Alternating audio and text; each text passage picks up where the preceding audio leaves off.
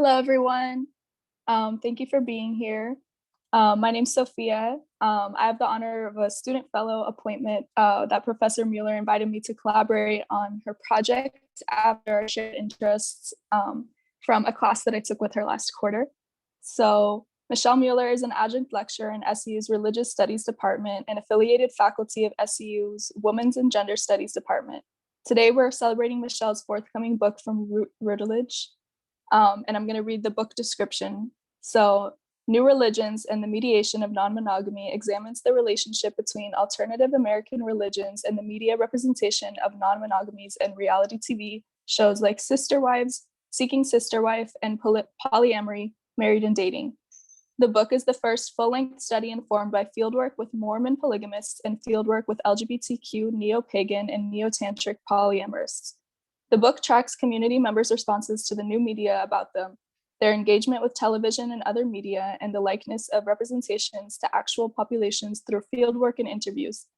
The book highlights differences in socioeconomic privileges that shape Mormon polygamists' lives and LGBTQ polyamorous lives, respectively. The polyamory movement receives support from liberal media. As reality TV has shifted the image of Mormon polygamy to one of liberal American middle-class culture, Mormon polygamists have gained in public favor. The media landscape of non-monogamy is mediated by, in addition to these alternative religious populations, the norms and practices of the reality TV industry and by sociocultural and economic realities, including race and class.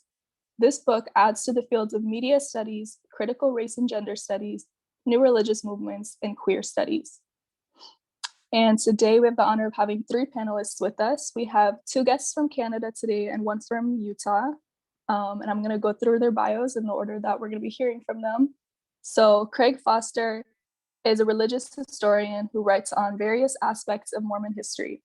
Craig has published in the John Whitmer Historical Association Journal, BYU Studies, the Journal of Mormon History, and Dialogue, a Journal of Mormon Thought. He is the co-editor and co-author of a 3-volume set, The Persistence of Polygamy, and a newer release, American Polygamy. And Vince Speiser is an award-winning journalist based in Vancouver. In addition to writing regularly for Wired, The Atlantic, The Guardian, The Wall Street Journal, The Los Angeles Times, and The New York Times, Vince is a book author himself. His work has been honored by investigative reporters and editors, the Society of Professional Journalists, the American Society of Journalists and Authors, the National Mental Health Association, and many other institutions. And Angela Campbell is a full professor at McGill Faculty of Law. Angela researches and teaches in the areas of family law, health law, criminal law, successions law, and feminist legal studies. Her research has been funded by the Social Science and Humanities Research Council of Canada and the Foundation for Legal Research. Angela has served as McGill University Associate Provost of Equity and Academic Policy since 2015. So to start us off, Michelle will be reading a selection from the book, and it's going to be starting off with a transcript of an interview. Thank you for taking time out from your busy schedules to celebrate my forthcoming book with us. Most scholars wait until after the book has published for a session like this, but I'm strategic, and invited 3 professionals who are more accomplished than I am to weigh in before I've approved the page proofs. Before I forget, Routledge is offering our guests a 30% discount, and I'm going to go ahead and put the information in the chat. Let's try to do that one more time at the very end. All right, and as Sophia said, the preface begins with brief interview transcripts, and for this part, Sophia will read the part of the interviewee, and I will play myself. Okay, so are you LDS? No, I'm not Mormon. So how did you get into this? Well, I'm part of an alternative religious movement myself, and my experience has led me to be both sympathetic to and curious about other religious minority populations. Oh, what's your religion? I'm Wiccan. Wait, you're what? I'm Wiccan. It's a new religious movement. It was founded in the 1950s in England. In your tradition, you have Heavenly Mother and Heavenly Father. We call them Goddess and God. Our values include honoring the earth as sacred and reducing harm wherever possible, much like your tradition encourages kindness and compassion and reverence for God's creation. Second interview. Are you poly? I identify as poly-friendly and monogamous by choice presently. I'm bisexual and I have been in poly relationships in the past. Also, I'm part of the pagan community, so polyamory is present in my social circle. So why are you not poly now? Well, my current partner and I prefer monogamy. It's what we found works for us and what we've agreed on. I've never felt like I was either monogamous or poly as a fixed orientation. It's more about what agreement I made with the person or people I'm with. So monogamish? Kind of. The above interview transcripts summarize my introductions within two research fields. The first within Utah's Mormon polygamist population, the second within a US polyamorous context. The question from informants in either population about my relation to the subject has become so expected that the dialogue has become, on my side, rehearsed, and on the other side, well, fairly uniform. The majority of researchers studying Mormon fundamentalism are Mormon. The majority of researchers studying polyamory are polyamorous. Like others, my academic interest in the subject began with my personal history, but I am neither polygamous nor polyamorous, nor any shade of Mormon for that matter. Yet my interest in non-monogamy began during my undergraduate education at Bryn Mawr College. I was heavily involved in Philadelphia's Wiccan pagan community, an alternative religious population that values ecological balance, sacredness of all living things, and emotional, intellectual, religious, and sexual freedom. I was exposed to polyamory in concept and in practice, primarily through my Wiccan pagan mentors in Philadelphia. They were Gen Xers and baby boomers. They were in their 40s, 50s, and 60s, and I, a zillennial, was in my early 20s. As a young bisexual woman, I entered a few polyamorous relationships during and after college. My interest in Mormon polygamy and Mormon fundamentalism was part of a comparative gender studies inquiry, furthered by empathy and curiosity for new religious movements other than Wicca and paganism. During this time, my intellectual questions around the alleged boundaries of polyamory and polygamy emerged. The questions were plentiful, but they could all be summed up in one overarching question. How different are polygamy and polyamory really? A budding intellectual immersed in feminist theory and anthropological research on religious cultures, I questioned the dominant narrative in the polyamory movement that polyamory was evolved, inherently feminist in theory and in practice, and essentially morally superior to polygamy, which in opposition was cast as inherently male-serving and oppressive towards women. This inquiry was the initial fuel for my later dissertation research, which then led to this book.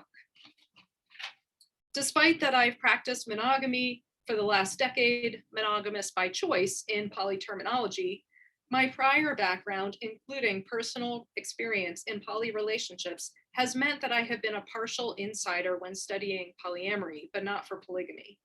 My identities as a bisexual woman, a practicing Wiccan pagan, and a person with poly experience have made me especially relatable to my polyamorous informants. I did not anticipate, however, how accessible and agreeable to research Mormon fundamentalists would be.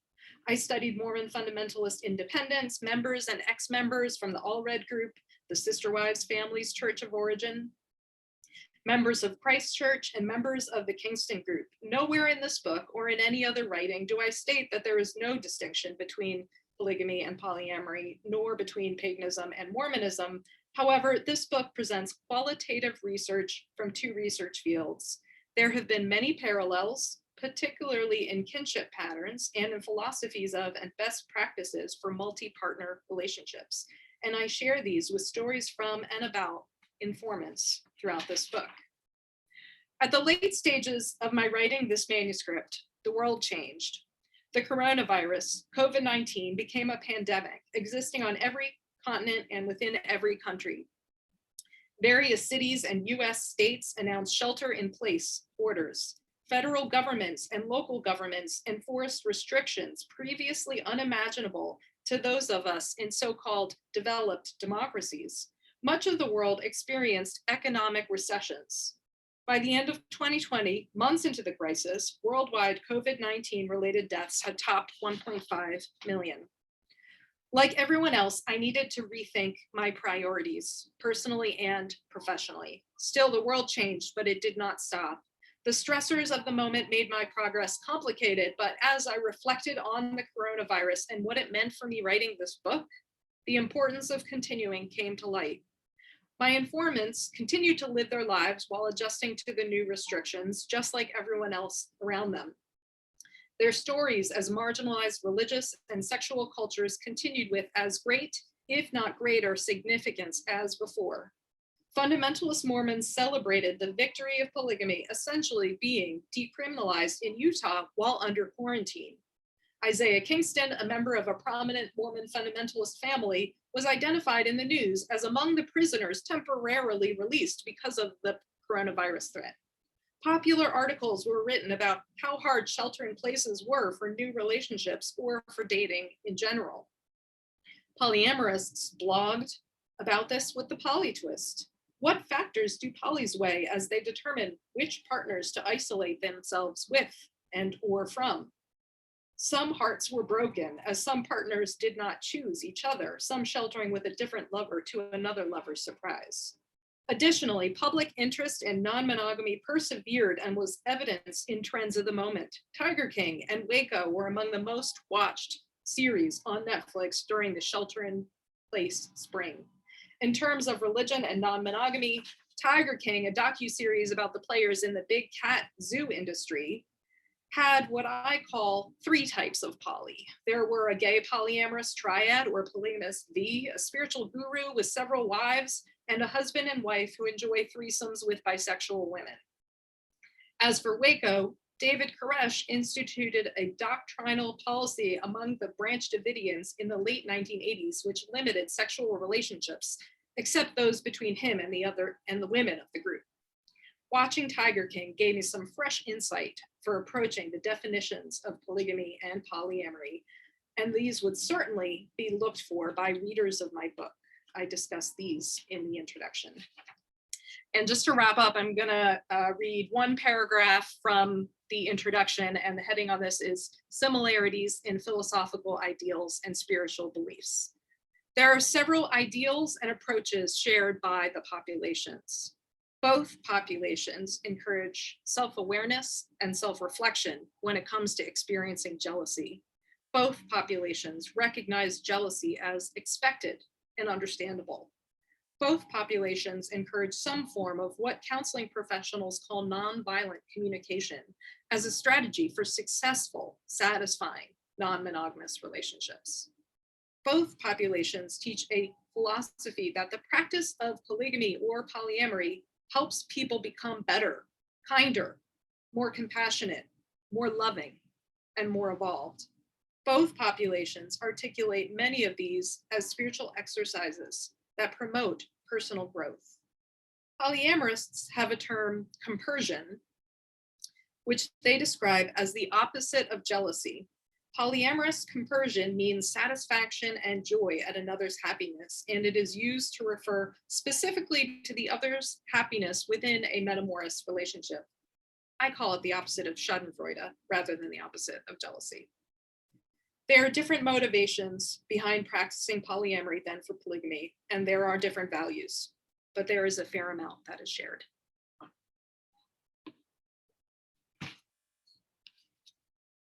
And Sophia is gonna lead us into panelists.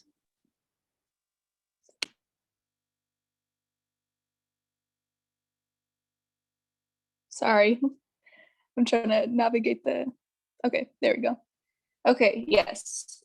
Thank you for reading that passage from your book. That's going to transition us into hearing from our panelists. We're going to have about 10 minutes to hear from each. And so we're going to be starting off with Craig.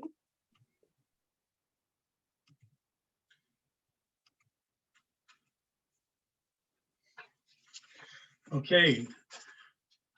Um, in the first chapter of her book, New Religions and Mediation of Non-Monogamy, Michelle Mueller relates an experience she had at a Sunstone symposium. Quote, a cluster of polygamists gathers in the conference center just outside a conference room. They have just departed after a panel titled LDS Women Gone Plural. And there is a buzz of enthusiasm, excitement, reunions, as well as new meetings. I have remained inside the conference room as a talk on Mormon polygamy by important historians follows the panel. As the buzz continues outside the conference room, I am rather excruciatingly torn between the two scholars presenting on Mormon polygamous history and the spontaneous convening of Mormon fundamentalists from different groups on the other side of the conference door. The volume in the hallway is loud, and I can barely stand the idea of missing out on the field data. I also don't want to noticeably walk out from the session in progress. After some internal back and forth, I justify my research method as human subjects research, and I step outside and join the group. My response to that introduction is, first of all, thank you for your compliment. And secondly, I don't blame you at all. I remember thinking at the time that I kind of wanted to be out there hearing what everyone had to say, but I had a paper to present. As my introduction mentioned, I am the co-editor and co-author of the 3-volume set, The Persistence of Polygamy. I also co-authored American Polygamy, A History of Fundamentalist Mormon Faith with Mary Ann Watson, who is fundamentalist. As an active Latter-day Saint historian, I've written about the history of Mormon plural marriage in various articles and books. But beginning over a decade ago, I started an odyssey specifically studying fundamentalist plural marriage that has taken me from Pinesdale, Montana, to the Yearning for Zion Ranch in El Dorado, Texas, and points in between. I have been to Short Creek, Colorado City, Hilldale, so many times that I've lost count. In the process, I have interviewed numerous fundamentalists from the various groups as well as independents, and have had some memorable and sometimes even a bit surreal experiences.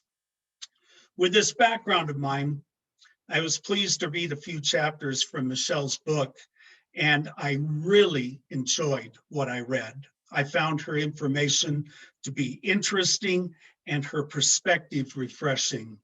There were a number of things that stood out to me. I'm only going to mention one because of lack of time. In her book, she quoted, I'll quote, the 1953 raid is a source of generational trauma, but the source of what I describe as kinship trauma, experienced specifically by Mormon fundamentalists outside FLDS, is Warren Jeff's religious abuse of their Mormon fundamentalist kin. I use the term kin intentionally, as it applies in multiple ways. FLDS, or formerly FLDS, are kin to other Mormon fundamentalists in the sense that they are co-religionists to an extent. There are denominational differences, but they share the same general beliefs, including the principle of plural marriage. They are also kin from a technical standpoint, in that members from the various sects have family members in the other groups. Denominational conversion by way of intermarriage is common. If Mormon fundamentalists are not direct cousins to members of the FLDS, they are aware that they very well could have been. Now, personally, I loved that perspective regarding the different types of kinship that really spoke out to me. And there are certainly, there's a common kinship doctrinally, socially, and certainly genetically. Many of those within the Apostolic United Brethren, for example, are related to FLDS. My co-author, Mary Ann Watson, is literally related to thousands of people in the Short Creek area. But Even when Warren Jeffs forbade his followers to have any contact with their relatives outside the FLDS, AUB members still worried about and tried to check up on their relatives in the FLDS. Recently, I was having dinner with several AUB friends, and one mentioned having gone to St. George to a viewing of a cousin who died active in the FLDS. While at the viewing, she saw a number of extended family who were grateful that about 30 AUB members took the time to make the long drive down to St. George to attend the viewing. The actual funeral was private, open only to certain FLDS members, but they wanted to be there for the viewing to show their support. Also, along the lines of shared kinship, Michelle wrote, quote, "Consanguinity occurs in the Mormon polygamous population, and it may be practiced more commonly in some sects than in others. Typically referred to as incest in journalism, consanguinity is a term of marriage between genetic relatives," end quote. This is an astute observation about consanguinity existing to one degree or another in practically all of the fundamentalist groups. And while it is more obviously prevalent in the Kingston group, a friend of mine who was born and raised in the AUB has more than once bemoaned to me how closely related everyone is, and that they need to have more new people to add to the dwindling gene pool. Recently, one of her daughters was married, and the young man that she married was her second cousin on one line and third cousin on another line. Naturally, there were one or two places in the book where I didn't quite agree. I just want to give a quick example. Michelle wrote about the Book of Mormon that, quote, "Although the scripture included stories about Native Americans, the Native American figures were not genetically related to the main characters of the story," end quote. And the Book of Mormon actually depicts all being at least distantly related, having come from the same ancestor, approximately 600 BC. Furthermore, throughout the book, there are continued defections of Nephites to the Lamanites, as well as intermarriage between the two groups during the rare times they were at peace with each other. Ultimately, there would have been extensive intermarriage during this period of time between the two groups. I think really, to a large degree, the depiction of the Lamanites and Nephites in the Book of Mormon has less to do with genetics than it was political and theological in terms of their differences. Despite a quibble here and there, again, I heartily recommend Michelle Mueller's New Religion and the Mediation of Non-Monogamy to anyone interested in modern polygamy and other forms of marriage and intimate relationships. The book was interesting and just really an enjoyable read, and I wanted even more. And for me, that's a compliment. If I really like a book, I like books that leave me thinking and wanting more, and this certainly did. With that in mind, I have a number of questions for Michelle, but right now we'll only settle with one. Michelle, you wrote that, quote, "The presentation of Mormon polygamists upholding white middle-class liberal values has enabled liberal journalists, often also white and middle class, and their media outlets to sympathize with the population and portray them favorably." Is that the only reason? Is their middle class connection and most of them being white? Or are there other factors? To me, you alluded to others. And if so, what are they and why? And how has that impacted kind of a better opinion toward Mormon fundamentalist polygamy? Thanks.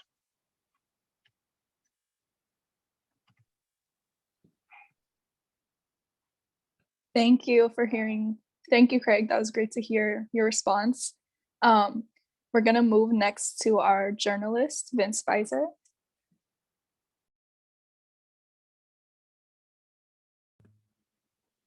Here we go. Can you hear me? It doesn't look like my video is on. I hear you, Vince. Okay. I'm not sure if Michelle might be controlling video. There we There we go. go. All right. Am I visible and audible? Yes. Great. All right. Well, yeah. Thanks for including me in this very august assemblage, you guys. I feel a little bit out of place. I'm definitely have sort of the least in-depth expertise of anybody on this panel, but I did spend a big chunk of last year thinking and researching and talking to a lot of folks in one of the polygamist communities in Salt Lake City, the Kingston group. It's just a bit about me. I'm a freelance journalist. I write mostly for magazines, and I've written a book and done some stuff for television and so on. And I write about all kinds of things, but something that I've really returned to sort of throughout my career again and again is I often write about, I'm really drawn to kind of small marginal communities or individuals, people who sort of live outside the norm in one way or another, just folks who've sort of created a different lifestyle for themselves, whether that's religious groups or political extremists or, all kinds of, like I say, sort of marginal but present communities. So anyway, I wrote, I spent a lot of last year working on a big article for Wired magazine about how some members of the Kingston group, one of the big polygamist sects, teamed up with an Armenian gangster in Los Angeles to swindle the federal government out of $500 million, basically just massive tax fraud connected to the biodiesel industry, which I won't go into all the details about that because it really doesn't have anything to do with polygamy, but suffice to say, it was a really crazy story. And as I say, one of the some very prominent members of the Kingston group were the perpetrators of this scam. Isaiah Kingston, that Michelle Mueller was one of them. That's what he was in jail for. It was really his brother Jacob, who was kind of the ringleader, who still hasn't been sentenced, but he's looking at possibly decades behind bars for this massive, massive tax fraud. So the story was really about this scam and sort of how they pulled it off and so on. But it was quite a lengthy article, and I always try to, understand the context, the background of the folks that I'm writing about. So I wound up spending a lot of time kind of researching about the Kingston group in particular and talking to a lot of former members and that kind of thing. So really had my head sort of deep into that community for a lot of last year. And just by coincidence, the only other real work that I've done on polygamist groups was 20 years ago. I wrote a story for Canada's national news magazine, which just by coincidence was also about the Kingston group. Because at that time, this is, like I say, about 20 years ago, and there was a big, very famous or, highly publicized case at the time where some of their members were tried and actually got thrown in jail for a while for arranging an underage marriage for one of their 16-year-old girl to be married to a man who was much, much older than her. And when she refused, her father beat her with a belt really badly. So that was it was a big trial at the time. It got a lot of press, and then that brought a lot of attention to the whole issue and presence of polygamous groups. So I went to Utah for my reporting for that. Couldn't get anybody from the Kingston group to talk to me at that time, but I did go, I talked to a lot of other folks who were practicing polygamy at the time, and went to another sect, a different one from the Kingston group down in a town called Manti. So got a pretty good, up close look at that community.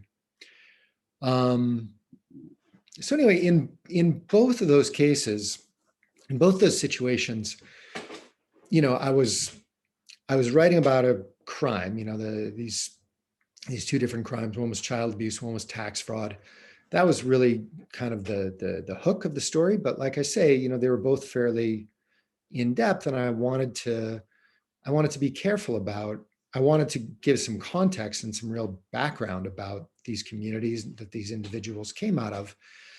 And it's always difficult when you're, as a journalist, coming to, especially something like polygamists, which sort of everybody has sort of preconceived ideas about, and it's very easy to fall into stereotypes, caricatures about those, about polygamists in general. So I'm always cautious about that. I want to avoid doing that.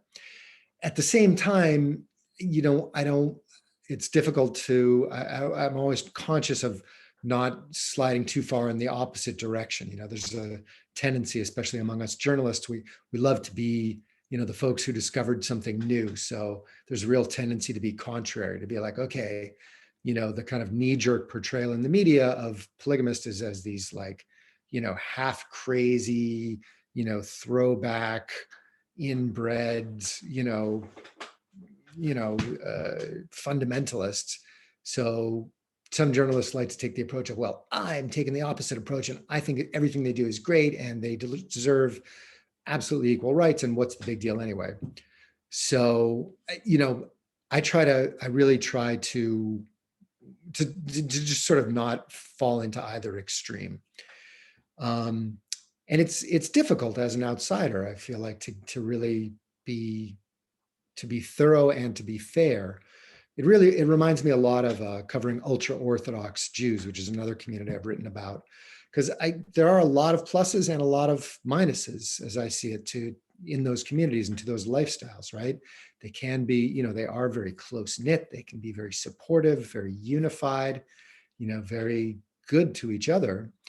At the same time, they can also be insular. They can be very closed off. And within those closed off communities, sometimes you have some really oppressive and sometimes abusive practices. And again, it's another thing that makes it difficult to really kind of give a balanced and fair picture is typically critics are easy to come by, right? People who've left those communities are pretty easy to find, and they're usually very eager to talk about how terrible it was and how terrible their experiences were. And it's a lot more difficult to get folks who are on the inside, who are staying within polygamist marriages or these polygamist sects by choice. It's much harder to get those folks to talk to me. I mean, I spent almost a year reporting this story about the biodiesel scam. None of the actual family members that were involved would talk to me at any point. The only person who would talk to me is the Kingston group sort of has this semi-official spokesperson who kind of fields all their media calls and gives sort of very perfunctory answers to questions. So I was dealing with that person, and he actually recommended that I read a paper that Michelle had written about the reality show Escaping Polygamy. So that's how I got in touch with Michelle. I read that paper. It was really helpful. So yeah, we sort of stayed in touch, and then she invited me to, I was really glad to get the chance to get an early look at her book. So I read mostly chapter 2, which is really about the media. And I have to say, Michelle, congratulations on making it, it's very deeply researched, but also it's very readable, very accessible. And I got to say, as a non-academic who reads a lot of academic literature, that was really a kind of a breath of fresh air. There's a lot of academic literature that as a kind of layperson, I just find really dense, really hard to get through, but yours was really, really readable, really, a pleasure and easy to read. And I was really fascinated by how that chapter in particular tracks the way that the image of polygamy has really improved in media portrayals. And I was really interested to read about that. I mean, I haven't seen any of the sort of positive reality shows that you talk a lot about. I watched a lot of Escaping Polygamy, which is the reality show that you call out. I mean, it gives a much more negative portrayal of it. So it's really good to have that context. So my questions for you, I guess I have two questions really. So you talked a lot about how these reality shows, the portrayal of polygamist families in these reality shows is really helping them gain acceptance in mainstream America, because it portrays them in a really favorable light. It shows them as sort of quote unquote normal, mainstream, white, middle class, loving families, which is certainly part of the picture. But at the same time, the picture that I got, at least from talking to a lot of former members of the Kingston group in particular, is that, that's at least within those kind of closed off, very insular sects, there's a lot more to it, right? There are a lot of folks told me about, issues of teenagers being forced into arranged marriages, of mothers, basically being cut off from their husbands or not getting much support from their husbands, having to raise, 6, 7, 8, 10 kids in really deep poverty, emotional, financial neglect. So one thing I'm really curious about is what proportion of polygamists fit that middle-class mainstream mold, and how many of them, are in these more, insular sects where I think there is at least the potential for a lot more abuse and neglect. And second to that, how is that increasing exposure in all those reality shows? How is that affecting these more insular groups like the Kingston group, like the FLDS? I'm curious about whether and to what extent those portrayals are seeping into those communities and affecting them. So with that, I'll turn it back to the rest of the panel. Thank you, Vince. So next we're gonna go to Professor Campbell. Thank you. I can start my video. Great. So first of all, Michelle, congratulations, and thank you so much for inviting me to be on this panel. I'm a professor at McGill in Montreal, Canada, and I work in the areas of family law and criminal law principally. And some of the work that I've done involves women in polygamous communities. So I was really interested in Michelle's book, and particularly I was asked to look at chapter 6 in particular, which is entitled Sisterhood, Patriarchy, and Bromance, New Gender Perspectives on Gender, Labor, and Power in Polygamy. And power and polyamory and polygamy. In 2008 and 2009, I did on-site research in the community of Bountiful, British Columbia, which is an FLDS community tied with some of those that are in the US.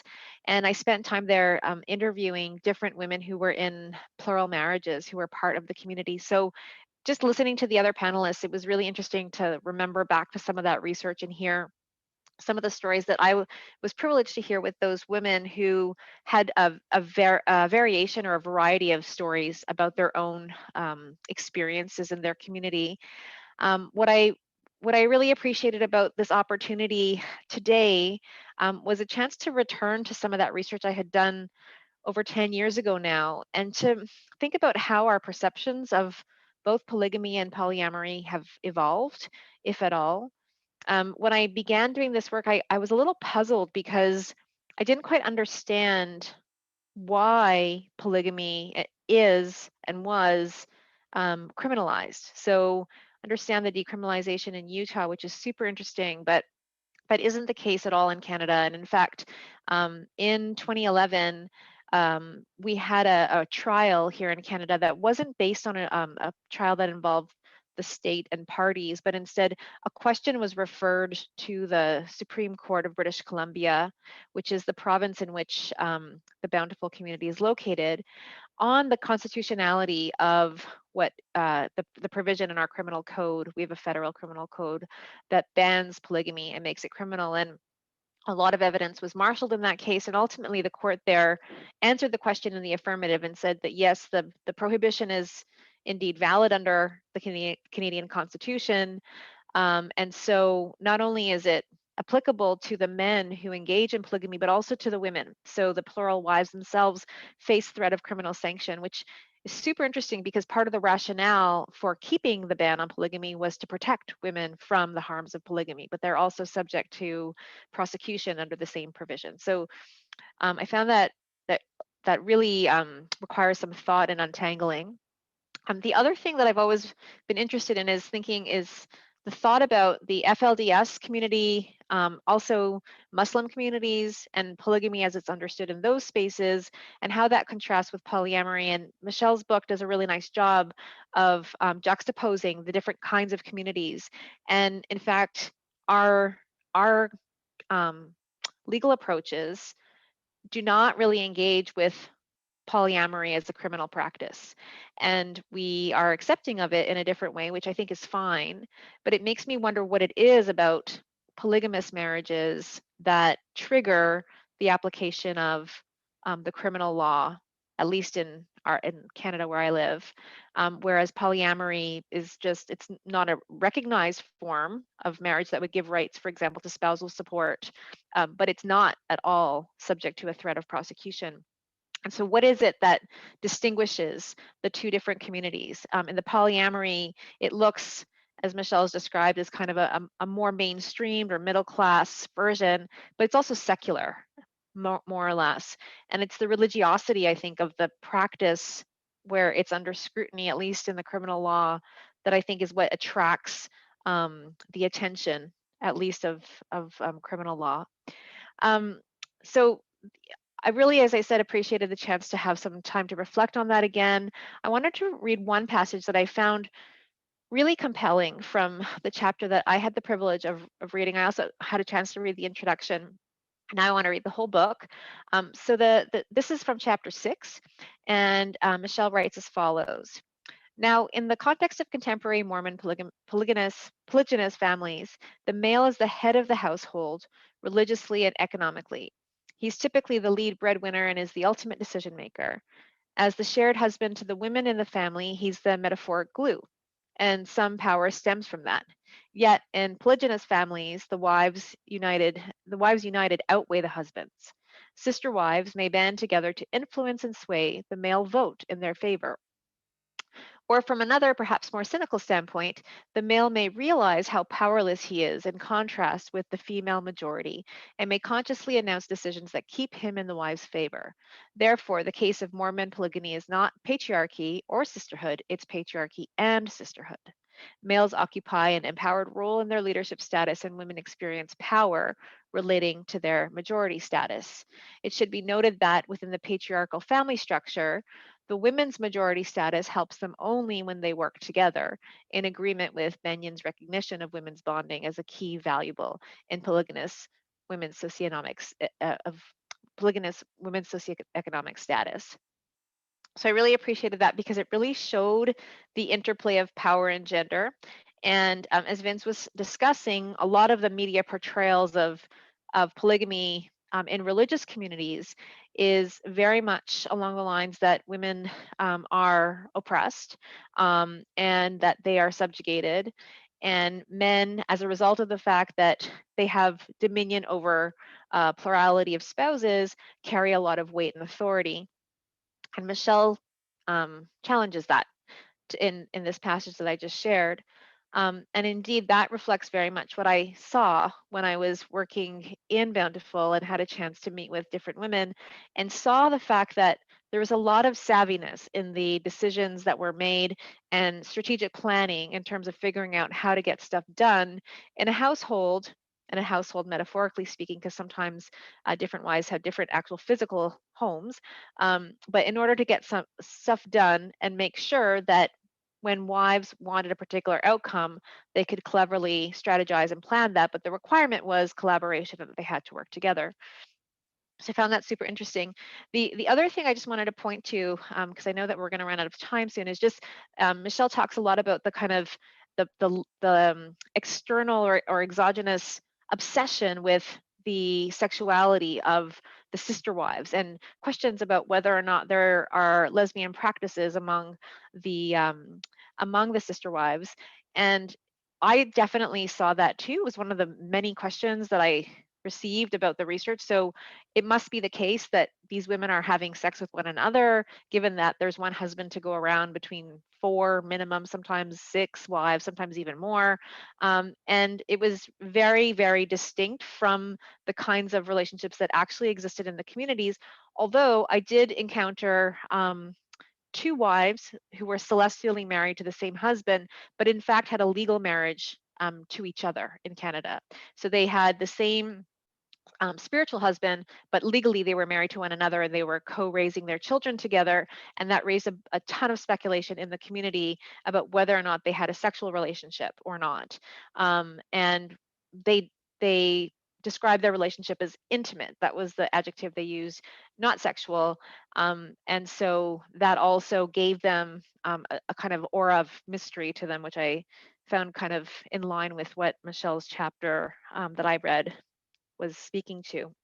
I have questions as well for Michelle. You probably won't get to all of them, but I guess I wonder for you, what's the source of power for husbands and wives in these communities, and particularly for the husbands, which is not what we normally think about. Where is this power from his multiple wives, or is it from the bromance that you talk about? It's not a topic that I've thought about before, but I found it really intriguing in the chapter. So that bromance idea and the other parallel husbands in the community, they're not very many in number. Is that the actual source of his clout and authority? I think I'll stop there so that Michelle has at least a little bit of time to share her thoughts. Thank you. Thank you, Professor Campbell. We're now going to transition to Michelle Mueller's going to just respond to everyone's questions and just give some responses to your guys' reflections. So I am unbelievably grateful for the three of you to be here and to have, spent time with my work. It's truly an honor. Just, okay, it passes. There's some correct things in that book. So I'm really grateful to hear the positive response. And Craig, I'll go back and check the Lamanites in the Book of Mormon in my book. I appreciate that. And, I mentioned I'm not Mormon, and most Mormon studies scholars are. So there was definitely a lot of catch-up work, that I've had to do, and I just always need to run my work by Mormon historians to get, things as accurate as they can be. Something I actually really appreciate about, wasn't formatted exactly the same. It was before the pandemic, but I went to a book launch party for Craig Foster and his co-writer Marianne Watson, and Craig said something in the opening remarks about, just that there are inaccuracies in the book, and that's going to be true. And I really appreciated kind of hearing that from another experienced writer and historian, that you have to, if you want to publish, you have to kind of accept, the possibility that there may be some errors in the book, and it's worth getting it out there. Absolutely. I hope the wrong information won't be what's cited later, but it is what it is. It's worth getting out there. So Craig's question was about chapter 2, and that is what Vince read. So I'll deal with their questions together. So that was chapter 2. It's called From Raids to Rallies, Polygamy, Class, and New Media. And Craig's question was about, my angle is I'm looking at the white middle class image of Sister Wives and the other shows, and kind of what role that's had in advancing public opinion. Vince asked a more kind of demographic question about the community of, kind of which is, well, not which is the more accurate, but what's the kind of proportion of the kind of, rural families living in poverty, and the more kind of college educated middle class image. So for that chapter, I'm very grateful to scholar Nathan Rambukkana. He is a communication scholar who writes on non-monogamy and polyamory. And in his book, Fraught Intimacies, he does an analysis of Big Love. And Big Love, if you don't know, was written by 2 gay men. And it's addressed, kind of in other contexts, that the way that they presented Mormon polygamists as a sexual minority, that it was, that the writers, Olson and Sheffer, were using Mormon polygamy as a stand-in for gay in America. So that's been said. but Nathan Rambukkana added this kind of whitewashing image or whitewashing angle to the interpretation, and that, you know, it wasn't, you know, the Bill Henriksen and his wives, played by, you know, excellent actresses. Bill Paxton played Bill Henriksen. And, you know, it wasn't just that they were this kind of oppressed, discriminated sexual minority. You know, Nathan Rambukkana says that they were suburban. Bill, you know, runs for senator, you know, on the series. They, you know, they were white middle-class Americans. And Nathan Rambukkana says that is why the show was successful. That is why public opinion of polygamy changed after it. So much of this legwork had been done already, and all I had to do was, you know, reference Rambukkana and talk about the work that he did, and then apply it to a newer show, Sister Wives, because Big Love was a fictional show, a very informed fictional show, and Sister Wives was the first of these polygamy reality TV shows, of which there are now several. Seeking Sister Wife, there was Polygamy USA, there's 3 wives, 1 husband, but My 5 Wives was available for 2 seasons. So Sister Wives was, you know, the first of these. So all I really had to do was apply Rambukkana's lens to newer content and kind of track the media, since he writes about this, you know, before Sister Wives, and here are some news references. Now look, this is what, you know, the New York Times has done, you know, since then. So, and Craig's question was, you know, is that the only factor?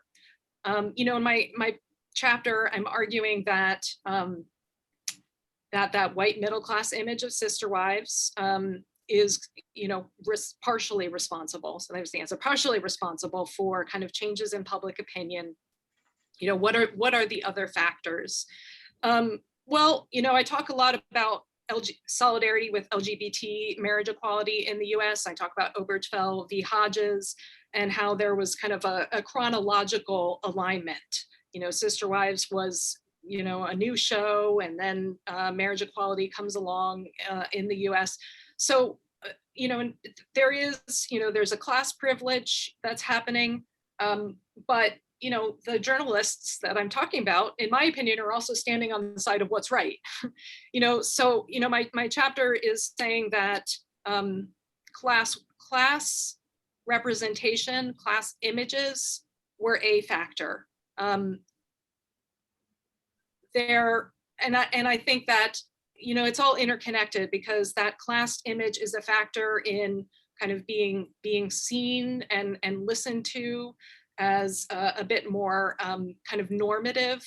And once that kind of normative image was present, then the kind of ability for journalists to see the connections between kind of polygamy, criminalization of polygamy, some of the things that Angela talked about with, you know, kind of kinship between Sister Wives, that there is some similarities, you know, between same-sex marriage and polygamy. And in fact, I talk about in the book that some of the Mormon fundamentalists are starting to adopt some of the language and rhetoric, not just rhetoric, but even approaches, ideological approaches of the LGBT community, in that polygyny is being talked about as an orientation.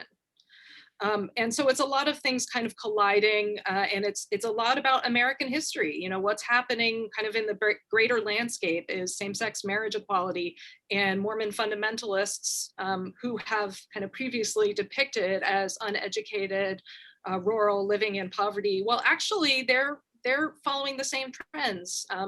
There are some people have raised concerns about the Mormon fundamentalists kind of co-opting the language of marriage equality, but you know, there may be some people who, you know, who are kind of inauthentic about it. But most of the time, I see people who are very authentic in kind of recognizing that, you know, there is a similarity in that this is an orientation. And I talk about it in the book as affective orientation, because it's not entirely a sexual orientation. You know, this goes to kind of Angela's, you know, observation that there were 2 women who married. We don't know the ins and outs of their, you know, their inner relationship, but that's very representative of Mormon fundamentalist families, is that who cares what they're doing sexually? That's not the point. They're family. So they're kind of really seeing this, seeing their lives through LGBT struggles in a new way.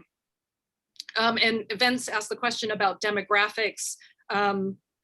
It's a great question. In my introduction, I kind of, disclaim all the things that I can't talk about. My sample was very limited because I can only interview the people who will talk to me, much like you experienced, Vince. So my sample is definitely skewed towards the more socially progressive, the better educated, and my data is, I'm a qualitative researcher. I don't pretend to, be a quantitative researcher. So yeah, I can't answer that question. And I know other researchers, are kind of encountering the same thing. The FLDS, so people who are listening to this panel probably don't fully know when we're saying FLDS, that, why am I talking about Mormon fundamentalists and like Kingston's, versus FLDS? Sometimes FLDS is used to mean fundamentalist Mormon within the community that I observed, and this has a lot to do with wanting to distance themselves. It's Warren Jeff's church. FLDS is Warren Jeff's church. And the other groups are Mormon fundamentalists, and they're part of different sects or they're independents. I should stop talking and allow one question at least.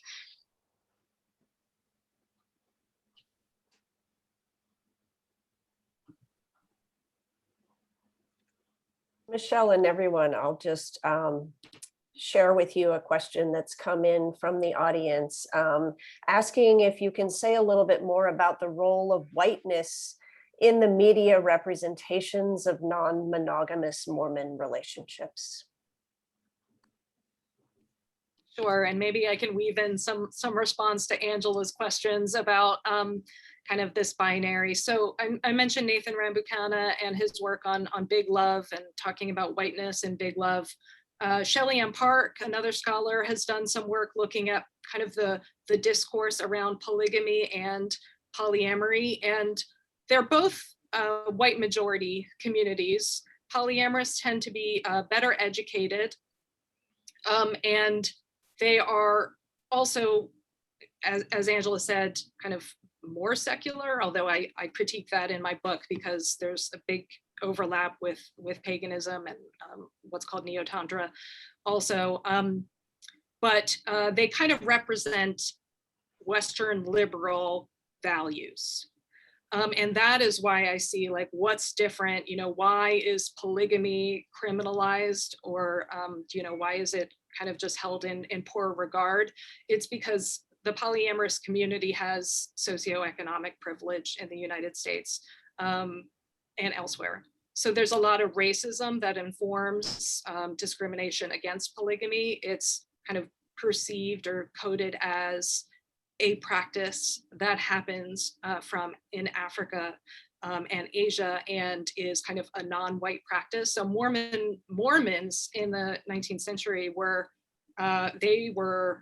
heavily racialized. So there were references to kind of Eastern polygamists, and within a completely racist context, it was a way of denigrating the white Mormon population by kind of showing, oh, but they're doing this practice, which is associated, with those Eastern cultures.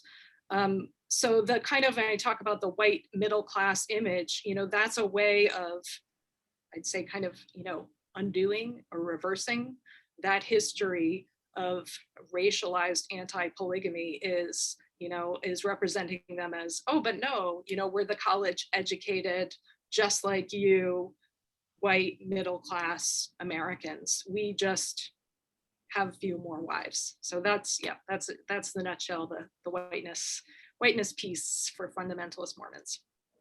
I hate to bring this really fascinating discussion to a close, but we are a couple minutes over time, and I want to be mindful of everybody's schedules, both on the panel and in the audience. So let me just, on behalf of the Center for the Arts and Humanities, thank all of the panelists for being here. It's great to see this conversation between scholars, journalists, public and academic historians taking place. and surfacing all these really complicated, but also incredibly fascinating questions about the interplay between religion, the law, sexuality, kinship, and family. So congratulations to Michelle Mueller on the publication of her book. Hope everybody gets a chance to read it. And thank you again.